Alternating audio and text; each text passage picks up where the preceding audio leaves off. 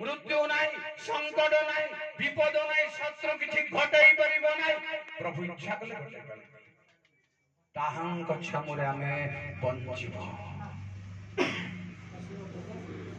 प्रिय भाई बड़ाने प्रभुंग साक्षात मान को बंचिबा को एबो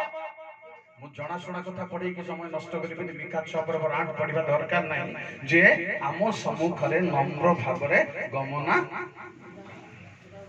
गमन करबा कथा कहली किंतु केंति गमन करिबार छै नम्र भाव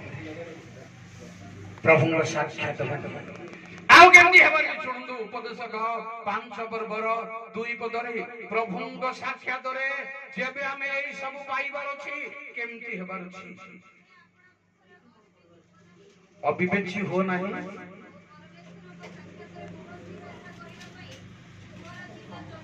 प्रभुंग साक्षात रे गांभीर्यता सुनंदु गांभीर्यता रहता दरकार